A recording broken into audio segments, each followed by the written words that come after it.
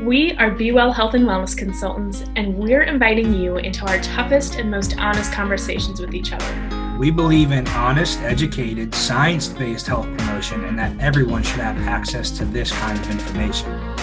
Tune in to hear our hearts for you as we uncover the not-so-pretty side of the health and wellness industry on the Healthy is Hard podcast.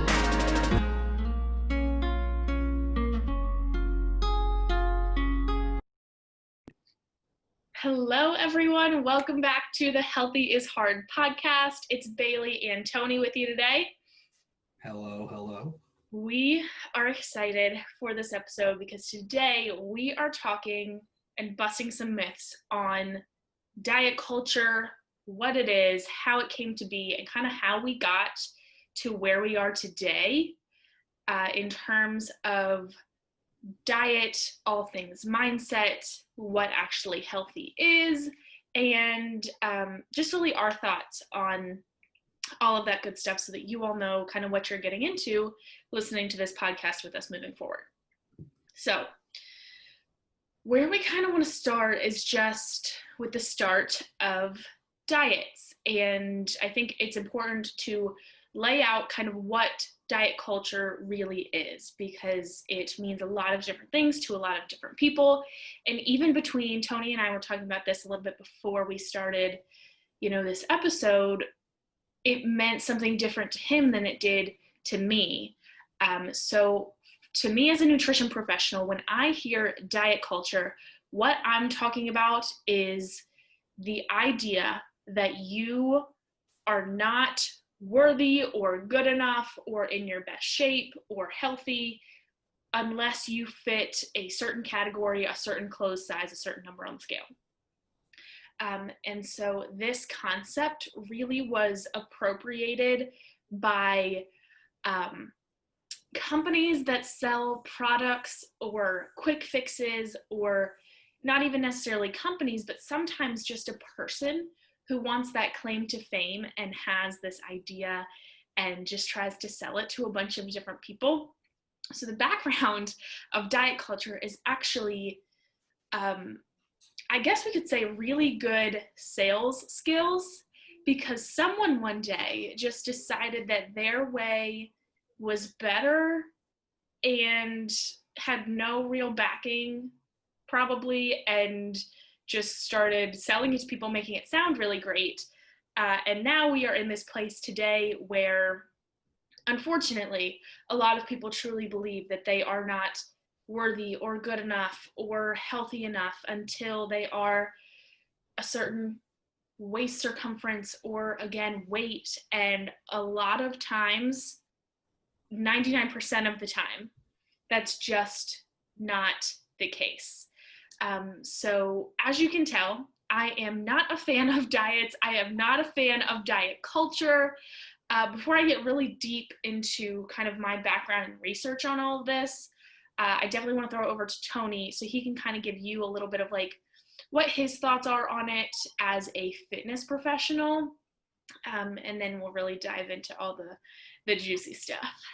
So when you're going from the diet culture topic that you were just explaining, how people are getting gimmicked by people selling all the products to them. Oh, if you do this for 30 days straight, this is going to cleanse your colon, or say any organ, right?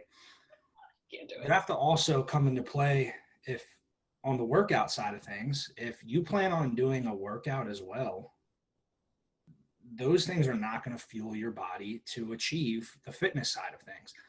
And I can actually give a prime example. And I know this goes more towards maybe just the diet itself rather than the culture. But if you go from eating a balanced diet throughout the day and you're exercising to, whereas in the past I was working with someone who decided to stop training because they want to go on a water spree and not eat anything. And I said, well, why are you doing that? What's behind that idea? And everybody, all her friends, everybody online is trying to promote that. Well, if you go on a 30-day water fast, or where you just drink chicken broth for 30 days, you're going to lose 30 pounds. But what happens when that 30 days is up and you eat something and you haven't even worked out and then you're just back to where you started. So you can go into play as to why companies are trying to throw that at you. Yeah, it may sound cool, it may sound beneficial at the time, but when it actually is time to do it, you're gonna regret that, honestly. Um, I've had people come and sell me powders to throw in their drink. Don't eat anything for 3 days. Just drink this, and it's gonna clean. It's gonna do a cleanse on the inside of your body. Well, why can't I just eat something clean and work out and clean the inside of my body? So it does go into play back and forth. Not just the diet side, but it can affect the fitness side as well. In order to Absolutely. lose weight or gain functionality or sports performance or strength or power, you need to fuel your body and stop going with the gimmicks that this industry is feeding you for money. And that's the biggest thing. That is the biggest thing, the money. And just since he said this, I also want to tell you guys that if you drank nothing but water and chicken broth for 30 days, you probably would die. You definitely will not feel well. And you probably will have some serious health complications after that. So a lot of times, a lot of you are probably listening and thinking, okay, that sounds a little crazy. It sounds a little extreme. But like he just told you, people believe it and they buy in and they do it. I mean, this is not a story like made up somewhere. This is someone This is that true. he worked with one-on-one before. Like, he knows this person, and it's not far off from a lot of things that you've probably been drawn into before. So since he brought it up, I would like to move into the product category of diet culture. I just want to tell you all that the anatomy of your body is that you have lots of different systems. One of them involves your organs called your kidneys and your liver. If you have any background in anatomy, you hear my excitement because these are really, really cool organs, and you want to know what they do. They detox your body every minute of every single day. No front. Like, that's really what they do. That is their purpose. And so, what does that mean? You don't need any product or crash program to do it for you, okay? Your body does it on its own. There are definitely things that we can do to help it along that process. However, drinking a detox tea, this is the biggest one I see. I think every company that is selling some type of whatever has a detox tea or a shake powder, and that is like the core of their business. We'll get to the shake powders in a minute because that's a whole other thing. You can tell I get a little worked up about this because it's not science, people, okay? We are science. My first grade teacher wrote on my report card that I would be some type of scientist one day, and she was very correct because I love science, okay? It is truth, it is cool, it's always changing, there's always new ways that we can be learning. I love education. So when I see things that do not follow any scientific reasoning, it gets me a little upset. Those detox teas are the biggest one. It's one of those things that's almost like limbic, and I can't even talk about it because I just feel a certain type of way about it. So bear with me here. But your liver and kidneys filter out, detox, get rid of things that your body doesn't need. They have their own filtration system. And the big thing I think with these products is that there's nothing that you're adding to your filtration system that adds a layer of filtration. Does that make sense?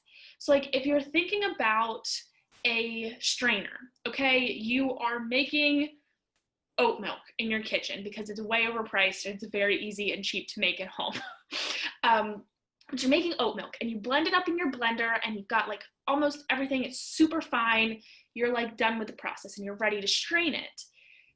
You have different options. So you have a big colander that has pretty big holes. You're probably not going to get much filtration from that, right? That is what we're thinking when we think of these teas, okay? Maybe they have a couple of herbs in there, or root products that do, kind of aid in energy or caffeination or whatever to help our organs work a little bit faster or more efficient, but they're not going to be the best choice to actually filter out those things that we're looking for, that those pieces of oats. Now, another option you have is a mesh strainer. That's what we're looking at when you have, your base level kidney and liver. The stress and oxidation that they go through on a daily basis, the damage that they're experiencing every day, that's kind of where we're at. They're going to catch most of the pieces, but some of those oats might still fall through just because a lot of times they're trying to focus on other things getting thrown at them, and they can't focus 100% on what their job is. Now, when you add specific foods that help support liver and kidney function, you take it from the mesh strainer to a cheesecloth, which has a whole added level of thickness. So it's going to catch every bit of those oats, and you might even have to work a little bit harder to get all the liquid out because it's doing such a great job of filtering. Does that make sense? Okay. I could even add something to that. Yeah. Just as an overall look at it, if you're looking at a powder, it's a powder, therefore it's processed. Right. People look right past that. If it's processed, most likely it's not fully as beneficial as it is if you were to go get carrots, celery, ginger, and actually juice that yourself. Why powderize it? That's the same thing on the fitness side. I see everybody post-workout chugging protein shakes, mass gainers. Well, why don't you go eat a piece of chicken or steak? You have a mechanical breakdown and a chemical breakdown. Your body's going to absorb the nutrients better and more effectively through the whole foods rather than the chemically processed powders. It's just how science works and how the body's consuming that nutrient. Isn't that crazy? So cool. So that is like the science of what we're kind of presenting to you today. If you take anything away from this, let it be that you never buy another product that has the word detox or cleanse in it ever again, okay? You have those naturally occurring free things already happening in your body. Now, getting into, what those foods are is too much time for today, but we'd be happy to share that information with you. Just know that, first of all, going and getting those foods, like Tony said, all of those things that he said, the carrots, the celery, the ginger, the apples, that's all going to be beneficial in what we're talking about. And it's going to be cheaper to go get it from the store and juice it or put it in your smoothie to keep that fiber content, which helps so many other things as well. It's going to be way, way cheaper, maybe $10 to get all those ingredients. Whereas that a box of that detox tea is probably well over $30. And spoiler alert, it's not doing anything for you, okay? If you have a pre-existing condition or some type of genetic condition, it may actually be putting you at greater risk because you don't know what is in it and what the purpose is, and then what it's actually going to do inside of your body. This is what I really focus on and am passionate about as a nutritional scientist, as opposed to a dietitian or a nutritionist, is looking at how each of those components break down in your body and actually change the genetic structure of your organs. So a lot of times I'll get really, really sciencey, but it's for a purpose, okay?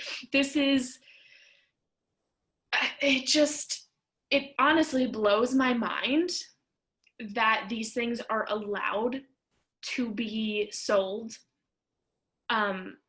because most of the time they're not safe. And another thing I want to warn you about before we move on from this topic is that those supplements are not regulated by the FDA in the way that you think they are. Okay, so we all assume the FDA is this great thing that regulates all our supplements, and they make sure that we are safe before we're allowed to take anything off the shelf or buy anything from a big box company, whatever. That is just not the case. The FDA screens products based on previously done studies and things that are already out there and gives it a yes or no stamp based on the overall. Okay, they're not looking at any third-party studies, they're not looking at clinical trials, they're not looking at anything except for what's already on the market and telling you, hey, you know what, yep, this is good, or hey, this has an ingredient that, you know, we're not there yet, we don't have enough information, so you can't put it out yet. The FDA regulates supplements based on how they work after they're released. So if a product comes out and is released to the public and they take it and a lot of people get sick or develop a really bad side effect, then the FDA goes back and looks at that supplement and says, ooh, yeah, this isn't safe. Let's take it off the shelves. Okay. So that's with any supplement. Okay. I am very picky. I think you should be too. The only thing that I take currently is a daily multivitamin. And I'm going to start very soon a glucosamine chondroitin supplement because I was a cheerleader and my joints hurt. And so I need a little bit of help in that area. But those are the only two things that I take. I recommend different things to every client. However, I'm very picky. I'm combing through the ingredients. I'm combing through, you know, what the just, you know, nutrition value is, the daily value, what you need. Is it going to be too high levels? It's a lot of information. And let me just tell you that your friend on Facebook does not have that information and they do not know what a therapeutic dosage is. If you ask them, they would probably scratch their head. That is important when you're talking about supplementation. Please do not take anything unless you've talked to a supplement specialist, and it really just comes down to that. But moving from that topic, it ties into diet culture because they are all sold to you to make you think that you have to make up for something, right? So we are recording this on Thanksgiving Eve of 2020. And the reason that we're recording it today is because next week, probably, you're going to start seeing on your timeline lots of people promoting their cleanses, their detox, their 30-day reboot program. Why are they doing that? Why do they always do it right after the holidays? Because they want you to think that you just ate maybe a little bit more than you usually do, maybe some things that you wouldn't usually eat, a little bit more indulgent. And I want to tell you today that that's okay. It's normal, and it really does not mean much of anything. There are definitely some healthier choices we can make during the holidays, but one day out of 365, or 2 or 4 if you want to include all the others, it's really not going to make that much of a difference. Having the mac and cheese is not going to give you heart disease, okay? These cleanses and detoxes and products just blow everything out of proportion and make people feel guilty. And guilt is not an ingredient. It is not something that you should feel when you think of any type of food. Okay, and that's where I really have the big issue, is that these products were created, like Tony said, for the money, but they also were created to keep you on the hamster wheel of thinking that you have to look a certain way, you have to eat a certain way.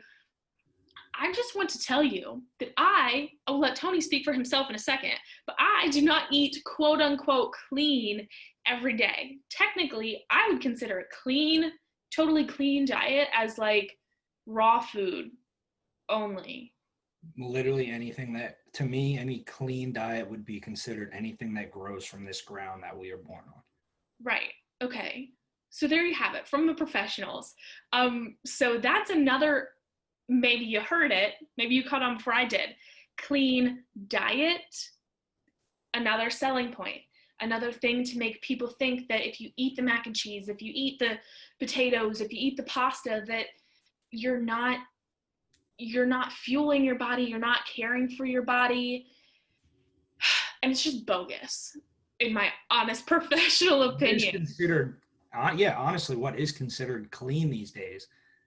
It's truly, it's hard to decide. Who knows even if this water that we're drinking out of a bottle, out of a name brand bottle, is the right pH for our body. I mean, it might advertise it, just like you said, it's not FDA approved. Half these supplements from these supplement stores have a quarter of the ingredients that are labeled. So you truly don't know. That's why you have to decide for yourself once you do the research on it. Yeah. And it's kind of an icky topic, in my opinion. It makes you feel a little, I don't know. This conversation takes me back to a place where I was obsessed with thinking about what I was going to eat for my next meal that was going to get me to a certain way that I looked in the mirror. And that can be a really good goal. I still work out of that place. I want to, have a defined core, and I want to lose a little bit of arm fat. And those are things I'm looking for in the mirror. I'm not measuring them based on the scale, where before I would. I had a very, very dark day. I remember in high school when I was a cheerleader, I finally got to the point where I was like, yes, like I have my abs, they're showing, and I'm really happy with how I look. And then I went and had a checkup at the doctor, and the scale read 140, and I wanted to vomit. It made me scared, it made me angry, and that's not a healthy place to be working out of. I wouldn't go so far as to say that it ever became a disordered pattern, because I never, ever, you can probably tell, said no to food. I've always loved food. I just have never appreciated it the way that I do now. And I think that's where a lot of people are on their journey to, is appreciating food for what it is, as fuel for your body and as a way to change your DNA to give you the healthiest and longest life that you can possibly live. I mean, it's amazing. And to put it in some kind of little box of any kind, to restrict it to a diet, is just sad a little bit. It comes with so much negativity and, like I said before, guilt and just feelings that should not be associated with food. So I feel like, especially because we like Thanksgiving is tomorrow, eat that plate. Like, eat that plate. Eat it up, friend. Yeah, in my eyes, if your mindset should be, okay, if I'm going to eat this plate, that should give you more drive and more motivation to go kill it in the gym and your workouts and set your diet up for the following week. For me personally, if you're somebody hard in the gym and you've been stuck on a constant diet, take the day off of the gym. Your body could use the break. It can use the fuel from that extra food that you're definitely about to take in, right? Like she said, you've been standing in front of the mirror, right? You look good, and then you look at the scale and you're like, wow. I do the same thing. I'm 30 pounds heavier than when I got out of quarantine, but people are like, wow, you look good. You look good. Sometimes you have to take that consideration instead of judging yourself, because mentally I feel perfectly fine. I feel great. I might not be in the best physique that I wish I was in, but at the same time, coming from injuries, I can use this game to say, wow, okay, I don't look the best, but I feel the best physically. Going through injuries, like, find other factors rather than your physique to start judging your diets off of, and your and your decisions, because if you just keep sticking to that physique, that's how you're going to get sucked in to that industry trying to feed you these products. I don't look good today. First thing you look up on Instagram, detox cleanse for this herbal tea. If you take it down the next 12 days, you'll lose 20 pounds. Oh my God, I should go get it. No. Put some hard work and dedication into your life and some balance, and you're going to get there. It might take a little longer, but why do you want to speed things up if you're trying to look ahead into the future? And here's the other thing on that thought.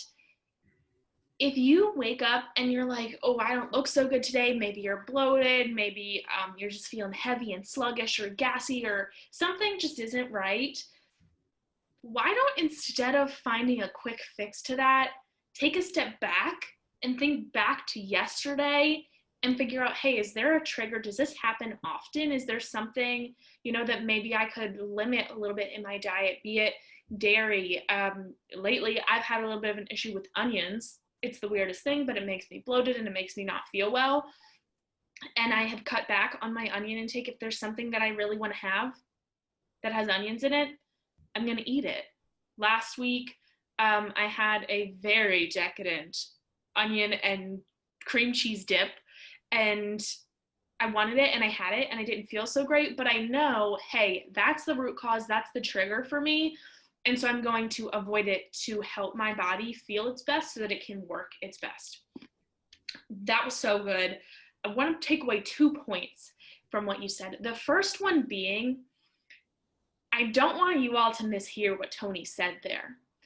He started out and said, all that extra, it should give you extra motivation to go kill it in the gym. What he did not say was that you have to go to the gym on Friday morning and crush it and sweat until you're passed out because you had so much food. He said that your body needs that extra fuel. Sometimes it even needs to use that extra fuel and not work it off and just use it to restore and replenish. That's another big idea behind this diet culture topic, is that you have to work to burn and you have to earn your food and you have to stay within this certain number or you're gonna, the world's gonna implode or something. And that's just not true. And that thought is very misplaced. I think exercise, and again, I'll send it back over to the fitness professional, but exercise should never be a form of punishment. Exactly. No, that's perfect the way you said it. I compare my body to other things that we materialize. A car, you could put it to a computer, a machine. Think about this, a computer, for example. If you let a computer run for, say it's been running for 3 weeks, and now all of a sudden, why is it not working? Why is this not working? No wonder it needs a break. You know what I'm saying? So if it's Thanksgiving, take Thanksgiving, take the next day, eat that food, and let your body take that in. Literally give yourself a break. Like, I cannot emphasize that more. Don't expect me to work out tomorrow. I'm taking the day off. Like, I wasn't even going to work out today, but I was like, you know what? If I'm not going to work out tomorrow, I'll get a little something in. I'll take the day to consume all that food, that good food, right? And one thing we don't touch about is stress. If come Thanksgiving, oh my God, I'm about to eat all this. I didn't work out today. Okay, the more you stress, the more your body's not going to process all that. Yes. People don't understand. Stress plays a big role in your goals, whether it's losing weight, building muscle. If you're stressed out all the time, your body's not gonna, you're not gonna work. You're not gonna function. If you're not sleeping, your body's not gonna, while you're sleeping, your body's working in overdrive. People don't understand that. Remember those liver and kidneys we talked about? They cannot function at full capacity if they are focused on anything else, be it a cold, be it stress, anything. If there's anything distracting your brain, liver, kidney, heart, intestines, they are focused on something else and they cannot give full attention to what their actual job is. So I cannot stress that point enough. Just try your best, any holiday really, to detach a little bit. Almost, I know it sounds a little woo-woo here, but almost try to just sort of have an out-of-body experience. If you are someone that is struggling right now with overthinking your food choices, overthinking exercise, and being in that place of, oh my gosh, I have to look a certain way, or I'm really running for that number on the scale, kind of just let your body where it is and take your mind and just be present. Focus on who you're, able to be with this season. I know it probably looks a lot different for a lot of people, but focus on all the good. There is still so much good in the world, and there's so much good in your life and so much potential. And I want you all to focus on that instead of focusing on what could be better, specifically about your body. So to go back and get that second point out of what Tony said, because I think this is very important. I have had virtually every single client that I have coached come to me and say that, or be alarmed that their doctor told them when we start working together that their BMI is in the obese range, or they are switching over now to quote unquote large frame. I want to tell you all that I am. I don't know Tony's exact measurements, but I believe he is also over the quote unquote normal BMI range. I'm considered obese. Okay, so am I. Right now I'm weighing in at 135. I am 5'2". I think I look pretty good. I'm pretty happy with where I'm at. I really enjoy food in my life. I have a lot of happiness, and I'm at the healthiest point I've ever been. And the reason for that is because I'm over the normal BMI category. There are multiple studies showing that people that are in the lower end of the obese category, which is where we're sitting, both of us right now, just above that normal, quote unquote, normal range. Also, what the heck is normal? Who came up with that? Okay, let's just get rid of that real quick.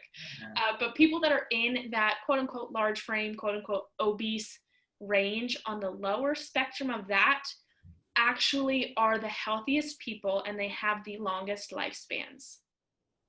So that is something that I do not want you ever to be concerned with more or less. Now, if you're working on that upper end of the obesity side, or into, morbidly obese, then we need to sit down and have a conversation. But weight is very, very rarely strictly indicative of your health. And I know Tony can touch on that just a little bit, because I know for a fact that muscle weighs more than fat.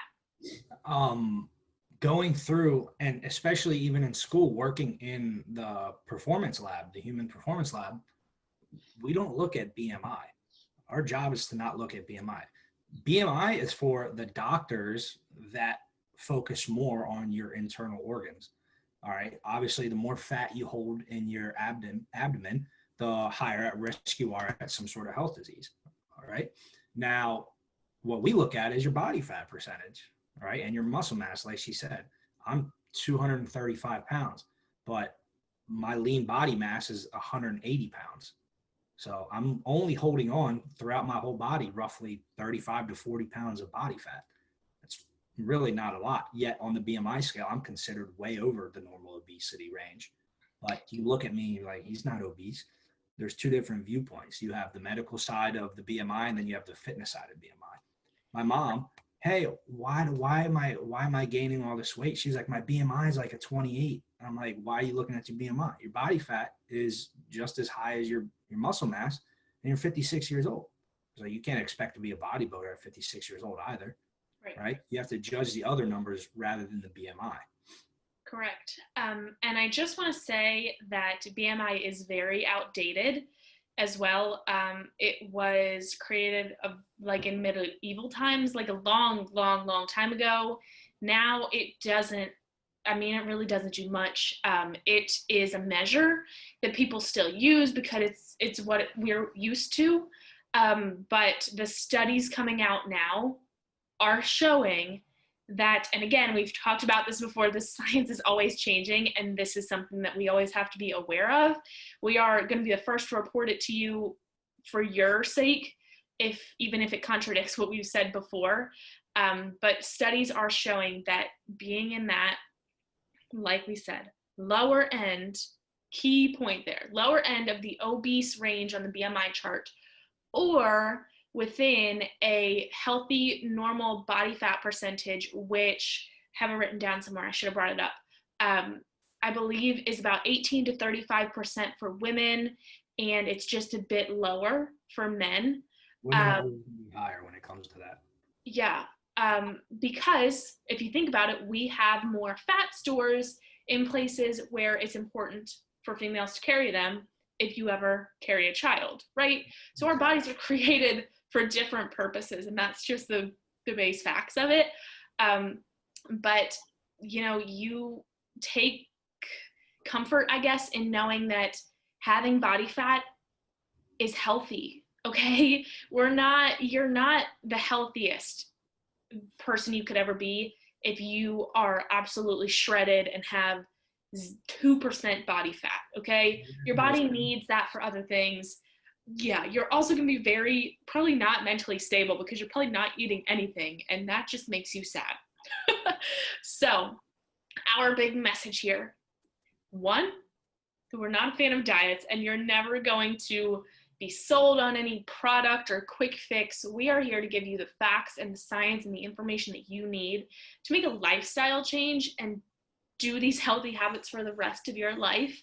Hopefully it's a little longer than what you had before you found us. And two, just to take a deep breath and release whatever diet culture has done to you this holiday season and starting to move into a new year. I know this one has been a lot. It's been very different for so many people. And now more than ever, I truly believe that your health is one of the most indispensable things you can ever invest in. And part of that is understanding how important it is to have a positive relationship with food and not feel discouraged or off track or put yourself in a bad mind space just because you're enjoying your life, especially around the holidays. So thanks for having this conversation with us today. It's really important to me, and I know it is to Tony as well, just to help people get to that truly healthy state. And that really starts in the head place, and, believing truth about nutrition and fitness and mindset, and not all of these thoughts that just don't have any basis when you get down to it. For sure. So whenever you get to listen to this, we are so appreciative of you, and thanks for hanging out with us today. Next week will be a lot of fun. We've had a blast so far. And like always, if you have any thoughts, comments, questions, podcast episodes that you want us to talk about, please send them in. Our email is bewellphc@gmail.com. You can find all our contact info in the show notes of this episode. We would love to hear from you, hear what you're learning, maybe some thoughts, facts, and just topics that you're interested in learning more about. So without further ado, Tony, have a happy Thanksgiving, my friend. You as well. Awesome. And stay healthy, everyone. Until next time. It was our greatest honor to take up space in your world today. Please share this episode to your social media pages and tag us at BeWellHWC. Cheers to you, friend, for choosing better for yourself starting today. It won't be easy, but it'll be worth it. Subscribe to the show and learn how to make healthy less hard, one tip at a time.